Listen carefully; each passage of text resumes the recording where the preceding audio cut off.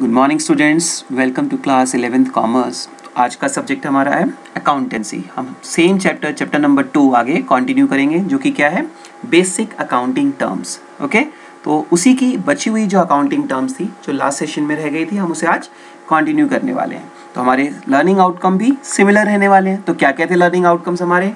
We could explain the various terms use in accounting. हम उन सभी टर्म्स को जो आज डिस्कस करेंगे उसको student will be able to explain, उन्हें एक्सप्लेन कर पाएंगे student. Secondly, student will be able to differentiate between different related terms, उनके बीच में रिलेशनशिप जान पाएंगे और उसको डिफरेंशिएट भी कर पाएंगे।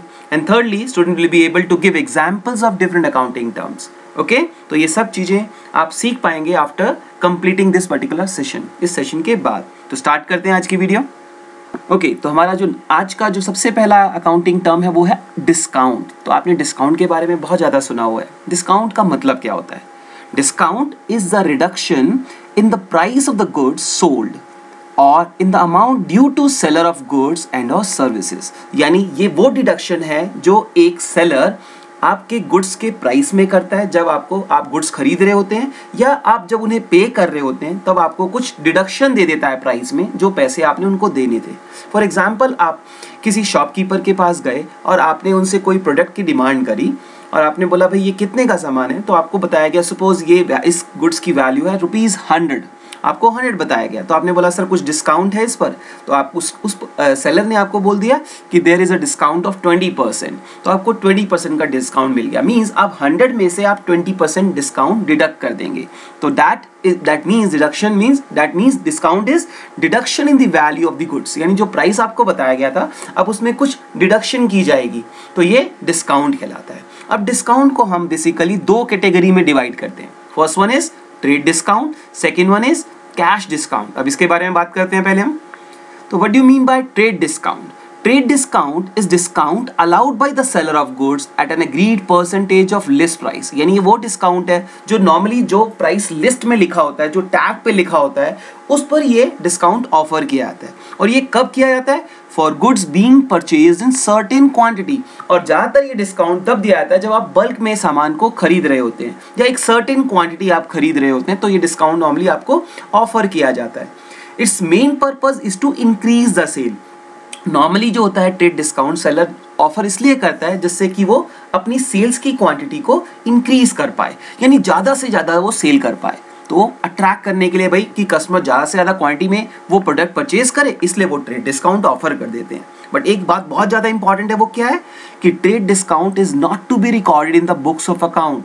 हम ट्रेड डिस्काउंट को अकाउंट्स की बुक में रिकॉर्ड नहीं करते। ये बहुत इंपॉर्टेंट है, ध्यान रखना आप कि ट्रेड डिस्काउंट सेलर देता है, किसमें? लिस्ट प्राइस पर देता है, एक पर्टिकुलर क्वांटिटी खरीदने पर, जिसका मेन पर्पस होता है कि आप ज्यादा से ज्यादा सेल कर पाएं, आप अट्रैक्ट करें कस्टमर को कि वो ज्यादा से ज्यादा आपसे गुड्स परचेज करें।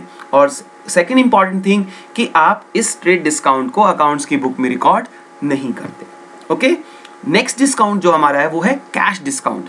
अब ये कैश डिस्काउंट क्या होता है? Cash discount means a discount which is offered by the seller, किसको? To the buyer for prompt payment और payment within a stipulated period of time. यानी जब कैश डिस्काउंट वो डिस्काउंट होता है जो एक सेलर अपने कस्टमर को देता है जिससे कि वो उसे अट्रैक्ट करे कि वो उसी समय पेमेंट कर दे, यानी इंस्टेंट पेमेंट कर दे, यानी प्रॉम्प्ट पेमेंट करे, या with in a stipulated period of time वो पेमेंट कर दे। यानी एक टाइम फ्रेम दे दिया कि आप इस टाइम फ्रेम के अंदर पेमेंट कर देंगे या अभी पेमेंट कर देंगे तो हम आपको ये डिस्काउंट ऑफर करेंगे। यदि मान लीजिए आप गुड्स खरीदने के लिए गए और आपको बताया कि भाई 100 रुपीज, ये 50,000 रुपीज के गुड्स है, बट साथ साथ उन्होंने आपको ये ऑफर किया यदि आप इमीडिएट पेमेंट कर देंगे तो we will give you 5% cash discount. Means this discount is given only when the payment is made on instant basis, on prompt basis। यानी आपने जिस समय परचेज किया उसी समय पेमेंट कर दिया, तो आपको आपके सेलर ने कुछ डिस्काउंट ऑफर किया, and that discount is referred as cash discount. And one more thing about that कि ये डिस्काउंट जो होता है कैश डिस्काउंट, वो अकाउंट्स की बुक में रिकॉर्ड किया जाता है। तो ये बहुत इंपॉर्टेंट हो गया। तो बेसिकली जो दो डिफरेंस बने ट्रेड डिस्काउंट और कैश डिस्काउंट में, वो ये बने, ट्रेड डिस्काउंट नॉर्मली कब दिया जाता है? ज्यादा सेल को अट्रैक्ट करने के लिए, यानी आप बल्क में खरीदेंगे तो ट्रेड डिस्काउंट मिलेगा।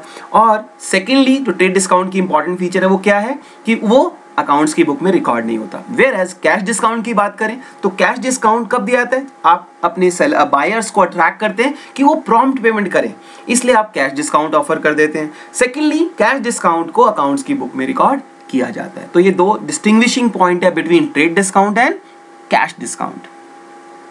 ओके, अब हम बात करते हैं अपने नेक्स्ट अकाउंटिंग टर्म की, जो कि क्या है, वाउचर। तो आपने वाउचर वर्ड बड़ा सुना है, बट अकाउंटिंग में वाउचर का मतलब क्या होता है, वाउचर होता क्या है बेसिकली। तो documentary evidence in support of a transaction is known as voucher. कोई भी एविडेंस जो डॉक्यूमेंट की फॉर्म में होता है, जो किसी ट्रांजैक्शन का एविडेंस दिखाता है कि भाई ये ट्रांजैक्शन एक्चुअली हैपन हुई है, तो उस डॉक्यूमेंट्री एविडेंस को ही हम वाउचर बोलते हैं। और उसी डॉक्यूमेंट्री एविडेंस यानी वाउचर के बेसिस पर ही अकाउंटिंग में ट्रांजैक्शंस को रिकॉर्ड किया जाता है। यानी बेसिक जो हमारा जो बेसिक रिकॉर्डिंग जो होती है वो किसके बेसिस पर होती है, वाउचर के बेसिस पर। यानी पहले वाउचर बनते हैं और उसी बेसिस पर फिर उसको अकाउंट्स में रिकॉर्ड किया जाता है। अब वाउचर के बहुत सारे एग्जांपल्स हो सकते हैं, आपके सामने कुछ एग्जांपल यहाँ पे लिखे हुए हैं। जैसे first one is cash memo. जब आप कोई चीज कैश में खरीदते हैं तो आप नोटिस करते होंगे वहां पर कि आपको जो पर्सन है जिसको आप पेमेंट कर रहे हैं वो एक कैश मेमो नाम का एक डॉक्यूमेंट दे देता है, जिसमें लिखा होता है भाई आपने इतने पैसे दिए हैं। वो कैश मेमो कहलाता है, उसी को हम कैश रिसीट भी बोलते हैं। जैसे आपने स्कूल फी पे करी, उसी समय आपको रिसीट मिल गई, that is nothing but cash receive और कैश मेमो। सिमिलरली इनवॉइस और बिल, जब आप क्रेडिट में गुड्स बेचते हैं या खरीदते हैं, उस समय जो डॉक्यूमेंट फ्रेम होता है या बिल बनता है या इनवॉइस बनती है, उसे हम इनवॉइस और बिल बोलते हैं। सिमिलरली आपने पेमेंट करनी थी किसी को पहले की और आप उसको दे के आगे और आपको बदले में उसने रिसीट दे दी। अब कैश मेमो और रिसीट में डिफरेंस क्या है, आपने कोई कैश मेमो और रिसीट में डिफरेंस क्या है, आप मार्केट में गए, आपने सेलर से गुड्स खरीदे और उसे पेमेंट कर दी और उसने आपको कैश मेमो दे दिया, आप उसको बिल बोलते हैं। बेसिकली वो कैश मेमो होता है, यानी आपने इमीडिएट पेमेंट किया और आपको कैश मेमो मिल गया। तो रिसीट में डिफरेंस क्या है, रिसीट का मतलब कोई अमाउंट पहले से ड्यू है, अब आप उसकी पेमेंट करने जा रहे हैं, तो बदले में आपको एक वो रिसीट इशू कर देंगे, भाई हाँ आपने पेमेंट कर दी, तो वो रिसीट हो गई। डेबिट और क्रेडिट नोट के बारे में हम बाद में पढ़ेंगे, ये भी एक एग्जांपल्स है वाउचर के बारे में। ओके, तो आज हमने क्या बात कर ली, वाउचर क्या होता है, documentary evidence in support of a transactions on the basis of which accounting is done. उसी के बेसिस पर अकाउंटिंग की जाती है, यानी रिकॉर्डिंग की जाती है अकाउंट्स में, बुक्स ऑफ अकाउंट में ट्रांजैक्शंस को रिकॉर्ड किया जाता है, और ये डॉक्यूमेंट्री एविडेंस होते हैं। ओके, नेक्स्ट अकाउंटिंग टर्म है हमारी लॉस। अब ये लॉस क्या है, the excess of expenses over period over its related revenue termed as loss. जब आपके खर्चे ज्यादा हो जाएं आपके रेवेन्यू से, एक्सपेंसेस ज्यादा हो और रेवेन्यू कम हो, तो उसे हम लॉस बोलते हैं। क्या बोलते हैं, लॉस। याद रहेगा आपको ये बात, दोबारा रिपीट कर रहा हूं मैं, जब आपके एक्सपेंसेस ज्यादा हो जाएं आपके रेवेन्यू से, तो उसे हम लॉस बोलते हैं। इसको हम एक एग्जांपल से भी समझ सकते हैं। मान लीजिए आपने कोई गुड्स परचेज किए जिसमें आप डील करते थे, और उसकी कॉस्टिंग जो आई परचेज करने की वो 50 रुपीज आई। कितनी आई, 50 रुपीज। और आपने बिकॉज ऑफ सम अर्जेंसी, आपको लग रहा है मार्केट में वैल्यू कम हो रही है आपके उस गुड्स की, और आपने उसको 40 रुपीज में सोल्ड आउट कर दिया। कितने में बेच दिया, 40 रुपीज में। तो जो 40 रुपीज में आपने बेचा, that is nothing but revenue, उसको हम रेवेन्यू बोलते हैं। और जो खर्चा किया था उसको परचेज करने में 50 rupees, that is your expense. तो 50 minus 40 is 10 rupee which is your loss, क्योंकि आपने 50 रुपए की चीज को 40 रुपए में बेच दिया, तो आपको लॉस हो गया। ओके, तो लॉस मीन्स जब आपके खर्चे एक्सीड कर जाएं आपके रेवेन्यू से, तो उस डिफरेंस को हम क्या बोलते हैं, लॉस। और लॉस क्या होता है, लॉस किसको बियर करना पड़ता है, लॉस बिजनेस के ऑनर को ही बियर करना पड़ता है।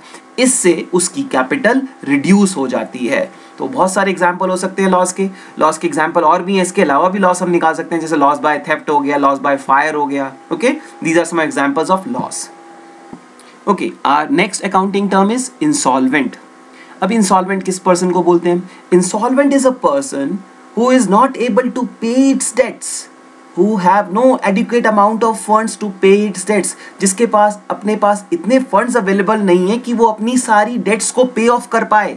यानी उसके डेट्स बहुत ज्यादा हो चुके हैं, बर्डन हो चुका है उसके ऊपर, वो इतनी कैपेबिलिटी ही नहीं रखता, इस पोजीशन में ही नहीं है कि अपनी सभी लायबिलिटीज को वो अभी अपने पास अवेलेबल असेट से उसको पे ऑफ कर पाए। तो उस पर्सन को बोलते हैं कि वो इंसॉल्वेंट हो गया। हम हिंदी में इसको क्या बोलते हैं, दिवालिया। means the person who is not able to pay all his liability with the help of his available assets, जो उसके पास available assets है उससे अपनी सभी liabilities को वो पे करने में capable नहीं है, then the person is said to be insolvent.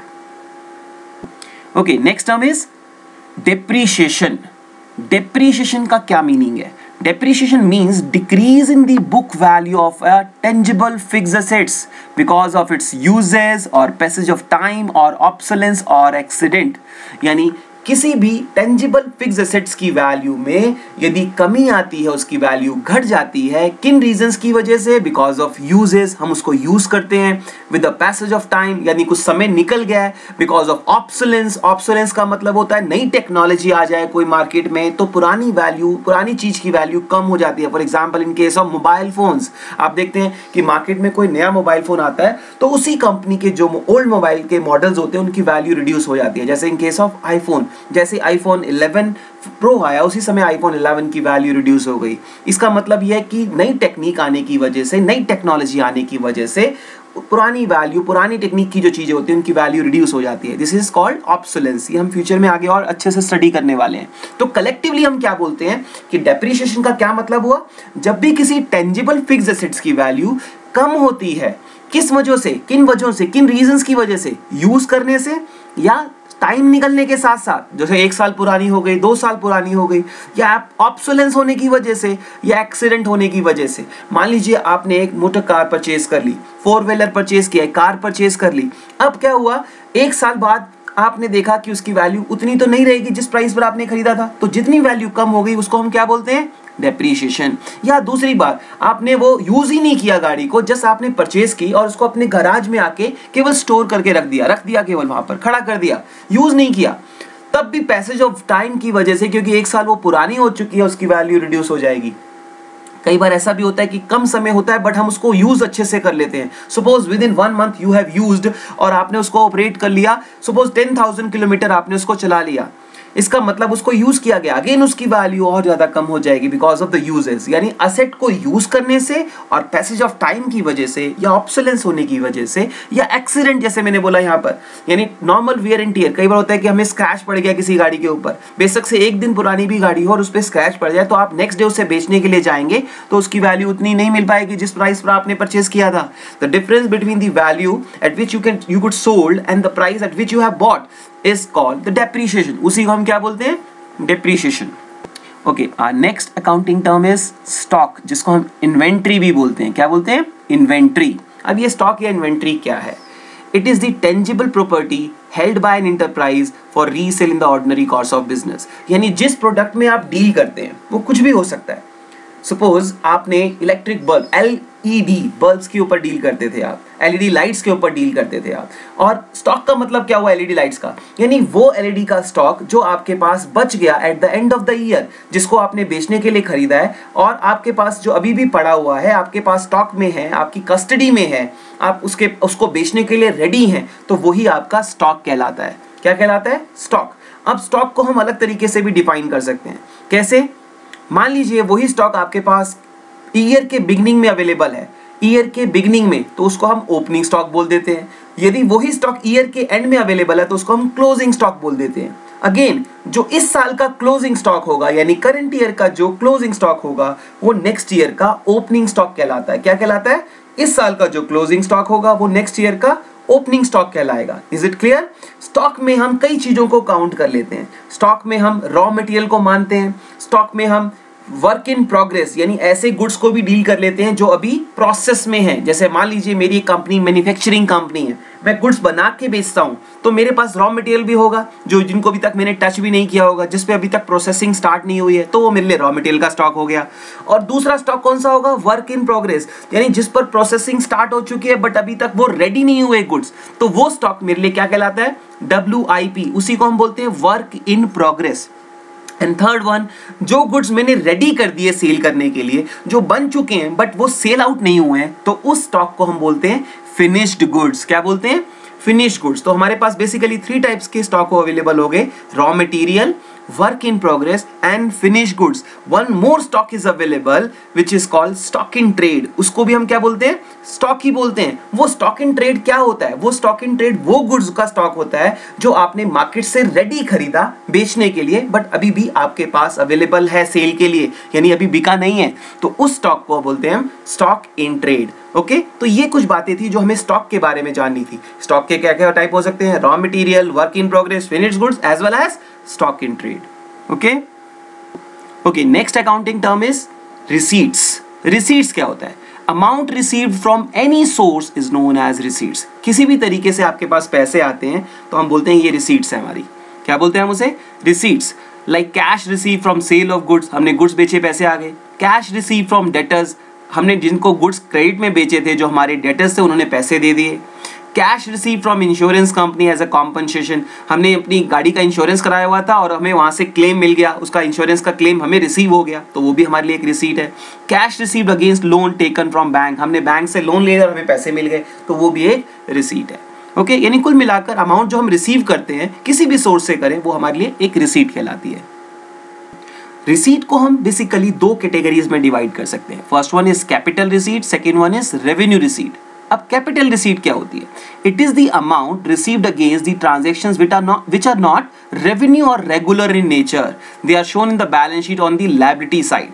कुछ ऐसी रिसीट्स होती हैं जो बार बार रेगुलर बेसिस पर हमें रिसीव नहीं होती हैं, और इसी वजह से हम उन्हें बैलेंस शीट जब बनाते हैं हम उन्हें लायबिलिटी साइड पर दिखा देते हैं.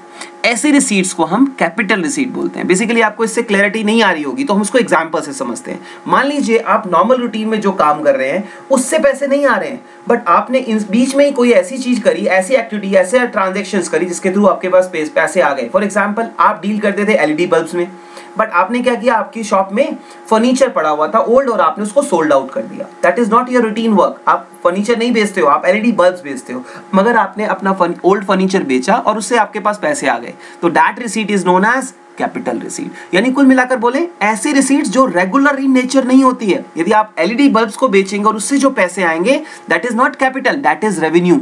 यानी हम रूटीन वर्क में जो काम करके पैसे कमाते हैं या पैसे आते हैं जिनसे, उनको हम रेवेन्यू रिसीट बोलते हैं. और जो नॉन रूटीन है, रूटीन नेचर के नहीं है, रेगुलर इन नेचर नहीं है, उनको हम कैपिटल रिसीट बोलते हैं. तो कैपिटल रिसीट के एग्जाम्पल क्या क्या हो गए?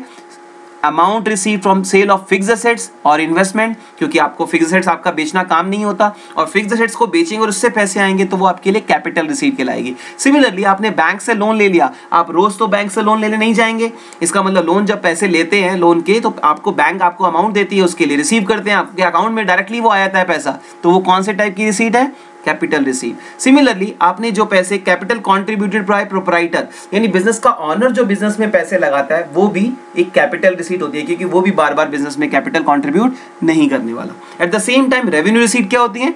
ऐसी रिसीट्स जो नॉर्मल कोर्स ऑफ बिजनेस में रेगुलर बेसिस पर होती हैं, इसलिए हम उसको अपनी इनकम कंसिडर कर लेते हैं और इसलिए इनकम मानते हुए इनकम साइड पे दिखा देते हैं. कौन सी इनकम साइड पर? प्रॉफिट एंड लॉस अकाउंट की क्रेडिट साइड पर दिखाते हैं. और इसके एग्जांपल्स क्या हैं? जैसे मान लीजिए आपने गुड्स को सेल आउट कर दिया, सर्विसेज को सेल आउट करा, कमीशन रिसीव कर ली, फी रिसीव कर ली, इंटरेस्ट रिसीव कर लिया और उसके अलावा रेंट रिसीव कर लिया.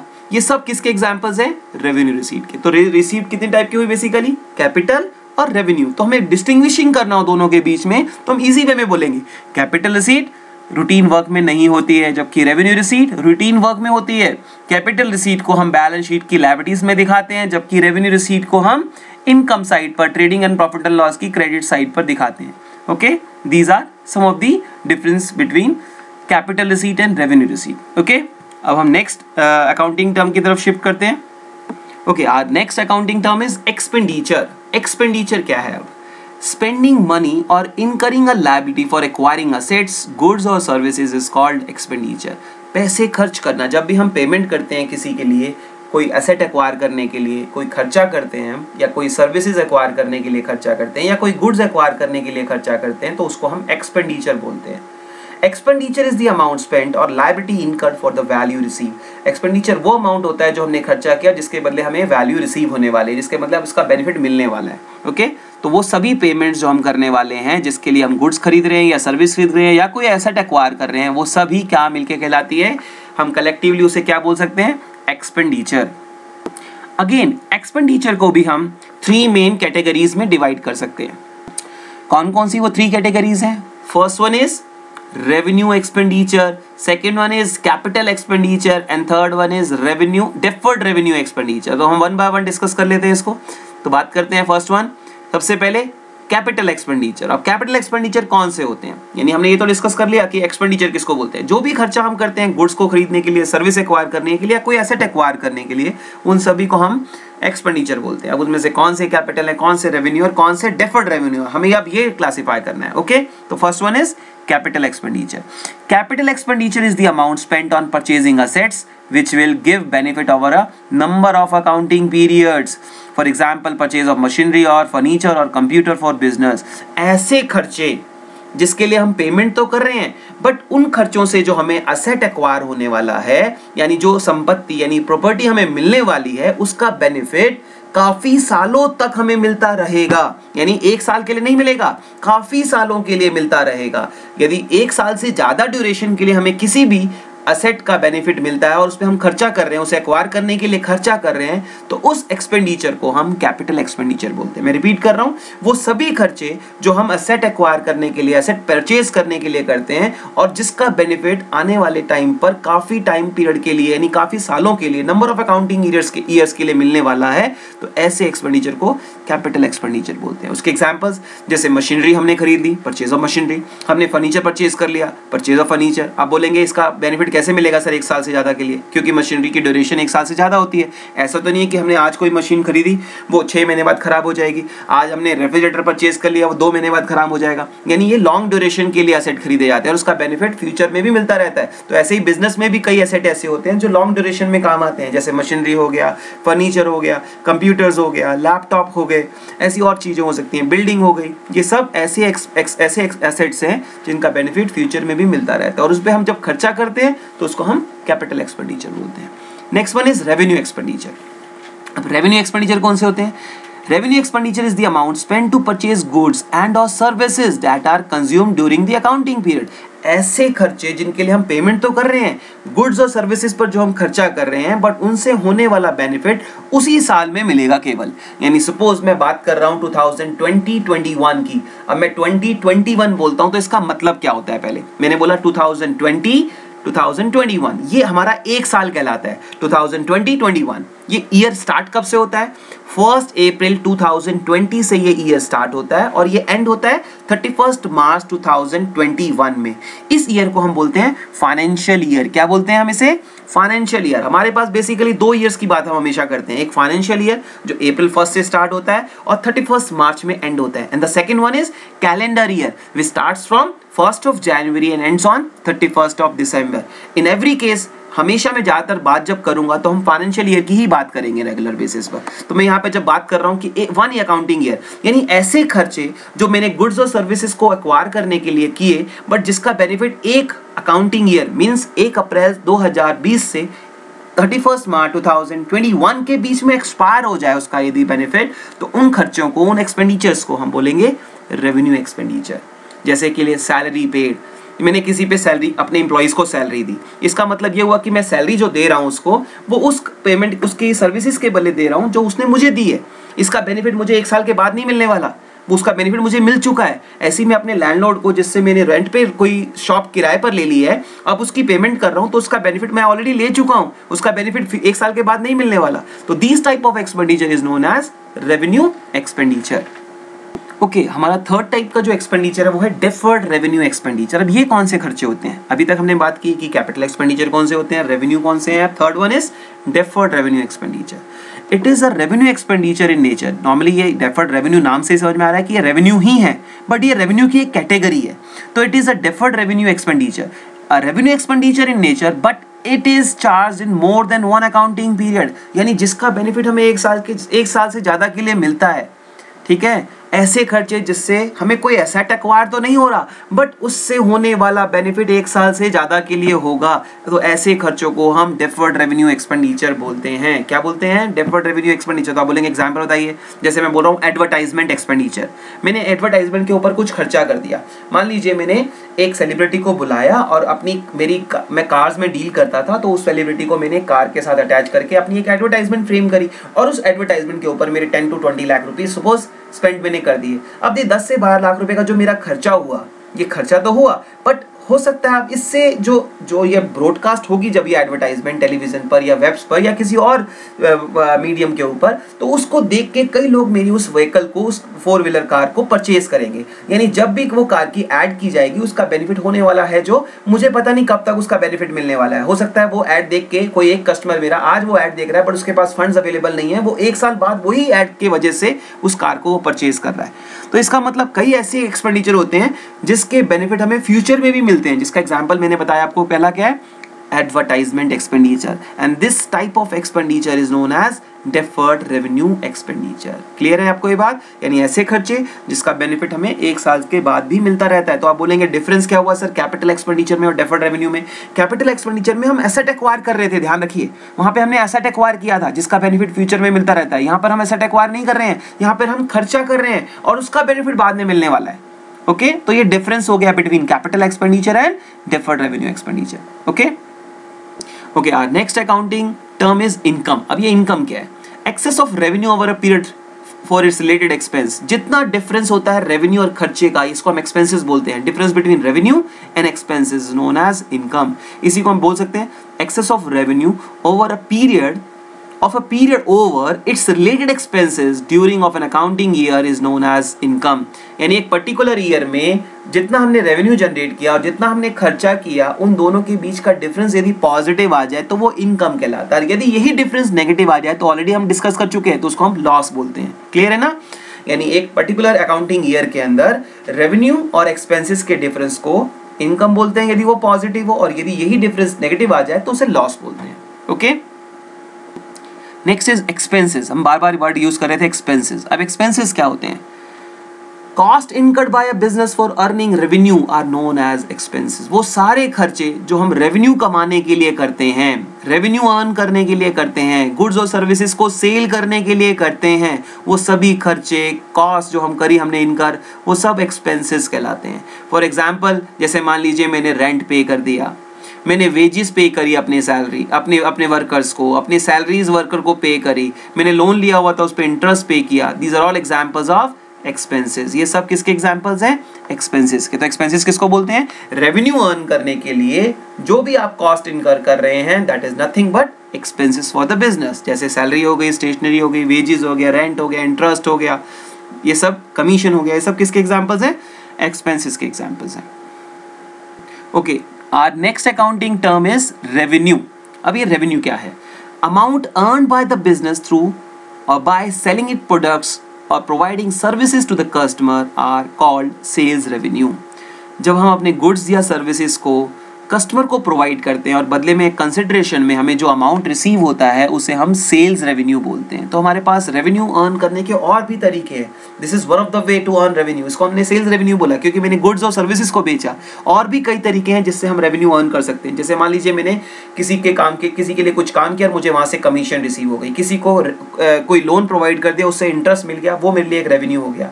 मेरे को कंपनी से जहाँ पे मैंने पैसे इन्वेस्ट करे हुए थे वहां से डिविडेंड रिसीव हुआ, वो भी मेरे लिए एक रेवेन्यू हो गया। मुझे रॉयल्टी के पैसे रिसीव हो गए, मैंने किसी को रेंट पे कोई प्रॉपर्टी लेट आउट करी हुई थी, वहां से रेंट रिसीव हुआ, वो भी मेरे लिए एक रेवेन्यू हो गया। यानी there are so many revenues.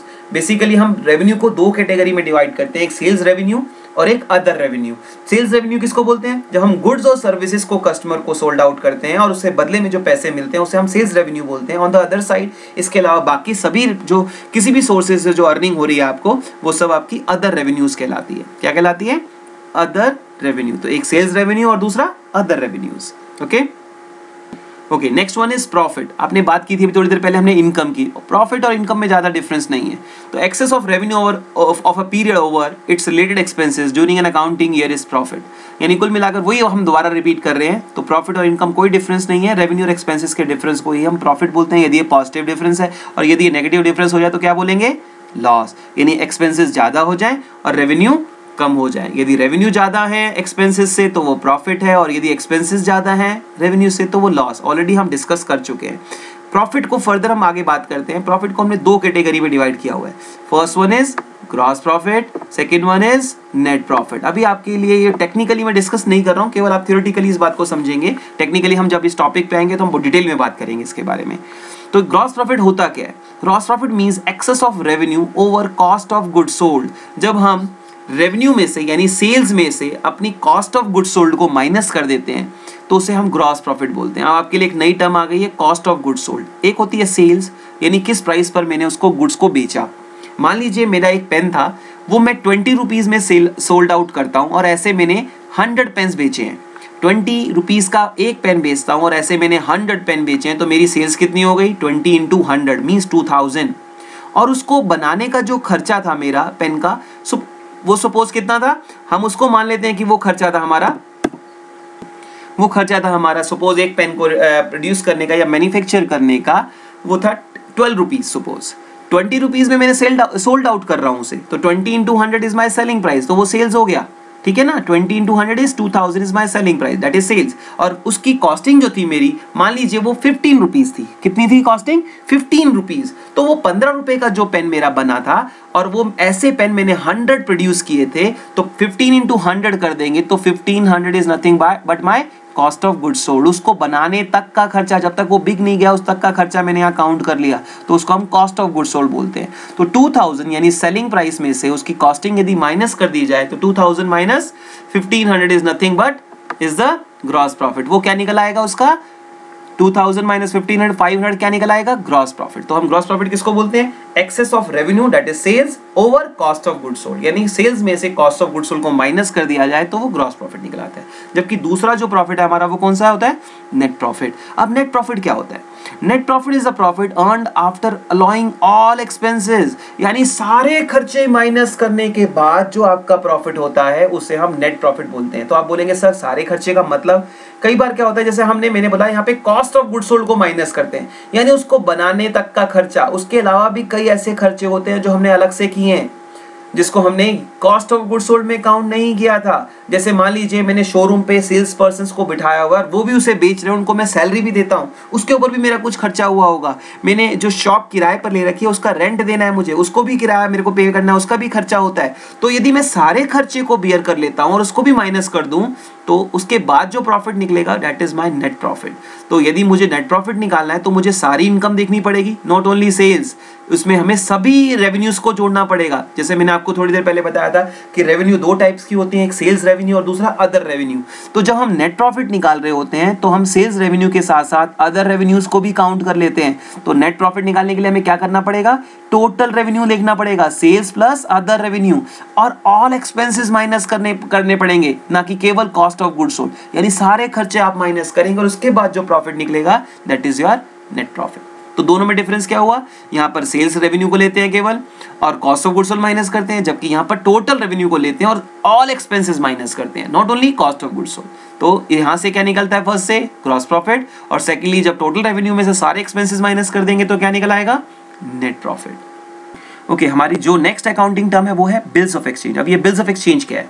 It is an unconditional order in writing given by the creditor to the debtor and accepted by the debtor to pay on demand और after a certain period a certain sum of money to the order of a specified person और to the bearer. इसको हम easy way में समझ लेते हैं। जैसे आपके सामने दिख रहा है एक बायर है और एक सेलर, दिख रहा है ना आपको? तो बायर ने कुछ गुड्स खरीद लिए सेलर से। सपोज मान लीजिए इस बायर का नाम है ए और उसने सेलर यानी बी से कुछ गुड्स खरीदे, 50,000 के रुपीज़ के सपोज गुड्स खरीद लिए, बट उसके पास पैसे नहीं थे। तो उसने सेलर को रिक्वेस्ट की कि बस मुझे सर थोड़ा टाइम दे दीजिए इसके लिए, मैं आपको ये पेमेंट बाद में कर दूंगा। अगेन यहाँ पर इसलिए हमने विश्वास किया, उसने बिलीव कर लिया क्योंकि उसका एक पुराना कस्टमर है। तो ए की रिक्वेस्ट पर यानी बायर की रिक्वेस्ट पर बी ने टाइम दे दिया, बट उसने ये वर्बली टाइम नहीं दिया। उसने क्या किया? उसी समय एक डॉक्यूमेंट फ्रेम किया। क्या बनाया? एक डॉक्यूमेंट बना दिया, और उस डॉक्यूमेंट में लिख दिया उसने कि भाई मैंने आपको गुड्स बेचे थे 50,000 रुपीज़ के, क्योंकि आप रिक्वेस्ट कर रहे हो मुझसे, मैं आपको इस वजह से 2 मंथ्स का टाइम दे रहा हूँ, जो 2 महीने के बाद आप मुझे मेरे ये 50,000 रुपये दे देंगे। और ऐसा ऐसा एक डॉक्यूमेंट बनाया जिसको हम लीगल डॉक्यूमेंट बोलते हैं, और उसको बनाने के बाद उस पर बायर के साइन यानी ए के साइन ले लिए, जो इस बात का प्रूफ हो गया कि हाँ ए ने ये बात मान ली है कि हाँ भाई मैं 2 महीने बाद ये पैसे दे दूंगा, then that particular legal document is known as bill of exchange. क्या बोलते हैं उसे हम? बिल ऑफ एक्सचेंज बोलते हैं। तो उस बिल में क्या लिखा है कि भाई बायर को सेलर को 50,000 रुपए देने हैं, तो उसको ही हम बोलते हैं बिल ऑफ एक्सचेंज। क्या बोलते हैं? बिल। तो बिल होते कितने टाइप के? तो अगेन हम बिल को 2 कैटेगरी में डिवाइड कर देते हैं, एक बिल रिसीवेबल और एक बिल्स पेबल। जो हमने नोटिस किया कि यहाँ पर जो बिल बना वो एक्चुअली डुप्लीकेट कॉपी में बनता है। डुप्लीकेट तो एक कॉपी रहेगी बायर के पास और दूसरी कॉपी रहेगी उसकी सेलर के पास।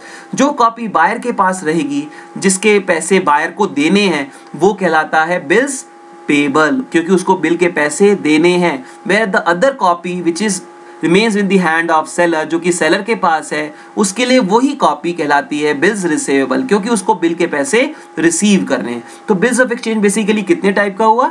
एक बिल रिसीवेबल और दूसरा बिल्स पेबल। ओके, तो क्लियर हो गया आपको ये बात अब? ओके, तो हम अपनी नेक्स्ट अकाउंटिंग टर्म की तरफ चलते हैं, जो कि है गेन। अब ये गेन क्या है? A non-recurring profit that arises from event or transactions which are incidental to the business, such as profit on sale of fixed assets, profit on sale of investment. ऐसी non-recurring profits यानी ऐसे profits जो बार बार नहीं होते हैं, profits की बात हो रही है, ध्यान रखना है यहाँ पर।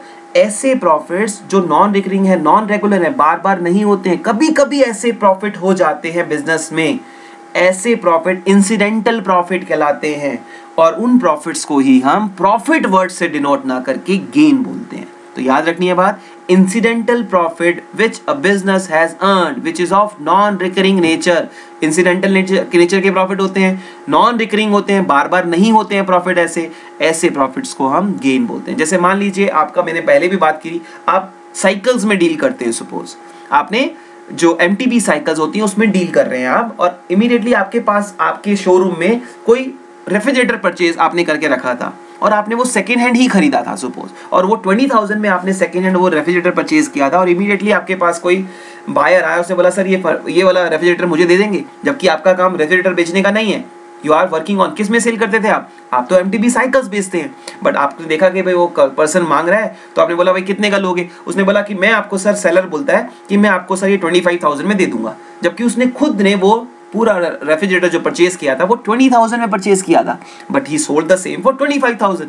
सेकेंड हैंड उसने वो बेच दिया 25,000 रुपए में, और इमीडिएटली ही हैज अर्न्ड ₹5,000, क्योंकि उसका काम रेफ्रिजरेटर बेचना नहीं था, बट क्योंकि एकदम ग्राहक उसके पास आया और उसने पूछ लिया तो उसने बेच दिया वो चीज को, तो उसने जो अर्निंग वहां से अर्न करी, that 5,000 is nothing but gain, वो उसका एक गेन कहलाता है। तो कभी भी हम ऐसे असेट्स को बेचें बेसिकली जिसमें आप डील नहीं करते हो, तो उसको, उससे होने वाले प्रॉफिट को हम गेन बोलते हैं। तो जैसे यहाँ पे एग्जांपल लिखा हुआ है, profit on sale of fixed assets, profit on sale of investment are the examples of gain. ये सब किसके एग्जांपल थे? गेन के। ओके, तो हमारी नेक्स्ट जो अकाउंटिंग टर्म है वो है बेड डेट्स। अब ये बेड डेट्स क्या होता है? Bad debts is the amount that has become irrecoverable from the debtor. आपके डेटर जो थे, अब आपने किसी पर्सन से पैसे लेने थे, क्यों लेने थे? क्योंकि आपने उसे गुड्स या सर्विसेज क्रेडिट में दी थी, आपका कस्टमर था वो, आपने उसे क्रेडिट में बेचा था। अब जब पैसे लेने की बारी आई तो आपको लग रहा है कि अब तो वो पैसे मिल ही नहीं सकते, इररिकवरेबल हो चुके हैं, क्योंकि वो पैसे देने की कंडीशन में ही नहीं रहा, यानी अब आपके पैसे आपको नहीं मिल पाएंगे। यदि ऐसी सिचुएशन है तो आप बोलेंगे भी मेरा बेड डेट्स हो गए, ये पैसे मेरे डूब गए, यानी अब ये रिकवर नहीं हो सकते। इसका मतलब बेड डेट्स क्या होता है? वो अमाउंट जो आपका इररिकवरेबल हो जाए आपके डेटर से, जो आपको डेटर से पैसे मिलने थे अब वो रिकवर नहीं हो सकते, तो उस अमाउंट को हम बेड डेट्स बोलते हैं। और ये बिजनेस के लिए क्या है? लॉस। क्या है बिजनेस के लिए? Loss. Next accounting term is debtors. हमने पिछली टर्म्स में बहुत बार यूज किया ये वर्ड, डेटर्स क्या होते हैं, डेटर्स क्या होते हैं, तो अब हम डिस्कस कर लेते हैं डेटर्स क्या होते हैं।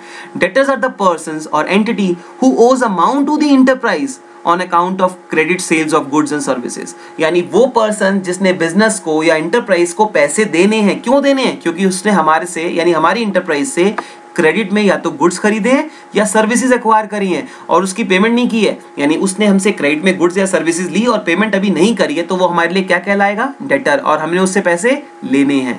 अब डेटर को हम और किस नाम से जानते हैं? हम अकाउंट रिसीवेबल भी वर्ड यूज करते हैं कई बार इसके लिए। तो अकाउंट रिसीवेबल होते क्या हैं? अकाउंट रिसीवेबल भी डेटर्स का ही एक पार्ट है। अकाउंट रिसीवेबल में डेटर्स के अलावा हम बिल रिसीवेबल को भी काउंट कर लेते हैं। हमने बात की थी अभी थोड़ी देर पहले, बिल रिसीवेबल क्या होता है। तो अकाउंट रिसीवेबल जब भी आपके सामने आएगा तो अकाउंट रिसीवेबल में दो चीजों को काउंट किया जाता है, डेटर्स को भी और बिल्स रिसीवेबल को भी। यानी अकाउंट रिसीवेबल का मतलब वो पैसे जो आपने दूसरों से लेने हैं।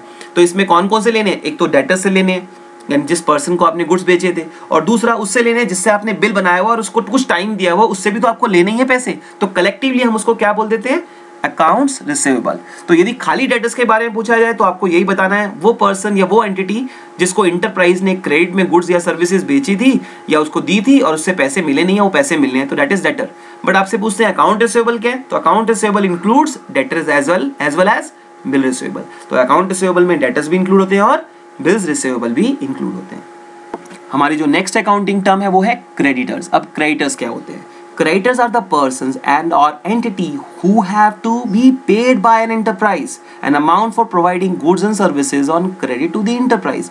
वो persons या वो entities जिनसे आपने यानी हमारे बिजनेस ने किसी इंटरप्राइज से किसी एंटिटी से गुड्स को या सर्विसेज को क्रेडिट में एक्वायर किया और उनकी पेमेंट नहीं की अभी तक, तो ऐसे पर्सन को जिसको हमने पैसे देने because of the credit purchase और गुड्स एंड सर्विसेज, हमने उनको पेमेंट करनी बाकी है, हमने दी नहीं है पैसे, तो उनको हम क्या बोलेंगे कि वो हमारे क्रेडिटर्स हैं। सपोज हम है ए, हमारी कंपनी का नाम है ए लिमिटेड और दूसरी कंपनी का नाम है बी लिमिटेड, और हमारी कंपनी यानी ए लिमिटेड ने बी लिमिटेड कंपनी से कोई गुड्स क्रेडिट में खरीद लिए या कोई सर्विसेज क्रेडिट में एक्वायर कर ली जिसकी पेमेंट नहीं की गई है, तो जो बी कंपनी है हमारे लिए यानी ए कंपनी के लिए बी कंपनी क्या कहलाएगी, हम बोलेंगे बी कंपनी को हमारी क्रेडिटर्स है, हमने उनको पैसे देने हैं। ओके, सिमिलरली जैसे मैंने बताया था आपको डेटर्स में कि वहां अकाउंट रिसीवेबल की पॉइंट था, तो यहाँ पर क्रेडिटर्स के केस में हम अकाउंट्स पेबल बोलते हैं। तो अकाउंट्स पेबल में भी दोनों चीजों को इंक्लूड किया जाता है, क्रेडिटर्स को भी और बिल्स पेबल को भी। Again accounts payable includes creditors as well as bills payable. Creditors वो जिनसे हमने गुड्स और सर्विसेज एक्वायर की थी क्रेडिट में, और बिल्स पेबल वो जिनको हमने बिल के रिगार्डिंग उनके लिए डॉक्यूमेंट फ्रेम कर दिया और उनको स्पेसिफिक टाइम पीरियड दे दिया जिसके पैसे हम उस टाइम पीरियड के बाद देंगे, तो वो बिल्स पेबल कहलाता है। तो कलेक्टिवली इन दोनों को मिला दिया जाए तो क्या कहते हैं उसे हम, accounts payable. Next accounting term is book value. Book value किसको बोलते हैं, this is the amount at which an item appears in the books of account और financial statement। ये वो अमाउंट होता है जिसमें किसी भी आइटम को हम अकाउंट्स की बुक में शो करते हैं या स्टेटमेंट्स में दिखाते हैं। मान लीजिए जैसे आपको दिख रहा है कि मशीनरी की वैल्यू आपको बैलेंस शीट में दिख रही है 50,000, तो हम बोलेंगे कि ये मशीन की बुक वैल्यू है। क्या है ये मशीन की बुक वैल्यू। हम बुक वैल्यू क्यों वर्ड बोल रहे हैं, क्योंकि एक्चुअली में जो बुक्स में वैल्यू होती है वो कई बार डिफर करती है जो मार्केट में वैल्यू है। तो डिफरेंशिएट करने के लिए कि जो बुक्स में वैल्यू है that is 50,000 whereas actual value of the machinery in the market is something different, तो वो डिफरेंट है। तो डिफरेंशिएट करने के लिए हमने जो बुक्स में वैल्यू को लिखा है उसको हमने बुक वैल्यू का नाम रख दिया है। तो अगेन बुक वैल्यू क्या होती है, this is the amount at which an item appear in the books of accounts. Accounts की बुक में जो किसी चीज की वैल्यू दिखाई गई है वो उसकी बुक वैल्यू कहलाती है। ओके, हमारा जो नेक्स्ट अकाउंटिंग अब जो टर्म है वो है सॉल्वेंट। इससे पहले हमने इंसॉल्वेंट की बात भी की थी, आपको याद होगा। तो इंसॉल्वेंट बताया था मैंने वो पर्सन जिसमें कैपेबिलिटी नहीं है कि अपनी लायबिलिटीज को पे कर पाए। तो सॉल्वेंट क्या हुआ, जस्ट उसका reverse. Solvent is a person और enterprise which is in a position to pay its debts. वो ऐसा पर्सन है जो अपनी लायबिलिटीज को इजीली पे कर सकता है। तो हम बोलेंगे भाई तो सॉल्वेंट है, कोई इशू नहीं है इसके साथ आप ट्रेड कर सकते हो। एक पर्सन आया मेरे से पूछने के लिए भाई मेरा एक किसी के साथ मुझे ट्रेड करना है, आप उसके नोन टू हो, क्या वो पर्सन ठीक है, उसको मैं क्रेडिट में गुड्स बेच दूं? तो मैंने बोला हाँ वो सॉल्वेंट है भाई, कोई प्रॉब्लम नहीं है उसके साथ, यानी वो अपनी लायबिलिटीज को इजीली पे कर सकता है। तो इंसॉल्वेंट पर्सन को हम गुड्स बेचने में या सर्विसेज देने में हम हेजिटेट करेंगे, जबकि सॉल्वेंट के साथ ऐसा इशू नहीं होता। तो सॉल्वेंट किस पर्सन को बोलते हैं, जिसकी पोजीशन काफी साउंड है, वो अपनी लायबिलिटीज को इजीली पे ऑफ कर सकता है। ओके, अब हम अपनी लास्ट जो हमारी अकाउंटिंग टर्म है उसकी तरफ मूव कर रहे हैं, दैट इज फाइनेंशियल स्टेटमेंट्स। अब ये फाइनेंशियल स्टेटमेंट्स क्या होती हैं, statements which are prepared at the end of the financial year to show the financial position of the business is called financial statement। ऐसी सभी स्टेटमेंट्स जो ईयर के ending में, अगेन ईयर का मतलब यहाँ पर कौन से ईयर से है, फाइनेंशियल ईयर। अभी थोड़ी देर पहले मैंने बताया आपको फाइनेंशियल ईयर क्या होता है, वो ईयर जो 1 अप्रैल से स्टार्ट होता है और 31 मार्च को एंड होता है, तो ऐसे ईयर को हम फाइनेंशियल ईयर बोलते हैं। तो वो सारी स्टेटमेंट्स जो and of the financial year बनाई जाती हैं, किसका पर्पस क्या होता है बनाने का, to show the financial position. ये हमने अकाउंटिंग प्रोसेस में भी पढ़ा था, तो मैंने आपको वहां बताई थी दोनों स्टेटमेंट्स के नाम। मैंने बताया था क्या क्या बनाते हैं हम, trading and profit and loss account and balance sheet are the two financial statements which are prepared at the end of the financial year. ये दो स्टेटमेंट्स हैं जो हम कब बनाते हैं, at the end of the financial year. किस लिए? बिजनेस की फाइनेंशियल पोजीशन को दिखाने के लिए। और इन्हीं स्टेटमेंट्स को हम क्या बोलते हैं? Financial statements. तो अगेन हमने इस सेशन के अंदर भी बहुत सारी अकाउंटिंग टर्म्स को डिस्कस किया और मैं यही होप कर रहा हूँ कि आपको वो सभी अकाउंटिंग टर्म्स बहुत अच्छे से समझ में आ गई होंगी। अगेन क्योंकि आप खुद भी रिवाइज करेंगे तो वो थोड़ा सॉलिड हो जाएंगे और आपको उसमें अंडरस्टैंडिंग काफ़ी बढ़ भी जाएगी। अगेन यदि कोई भी इसमें डिफिकल्टी आती है आपको किसी भी अकाउंटिंग टर्म को समझने में, तो वो कमेंट सेक्शन में आप मेरे से पूछ सकते हैं। मैं होप कर रहा हूँ आज की वीडियो भी आपको अच्छी लगी होगी, आपने एंजॉय किया होगा और घर पे आप इसको दोबारा से एक बार फिर रिवाइज भी कर लेंगे। ठीक है, thank you so much for watching this video. Thank you so much, take care, bye.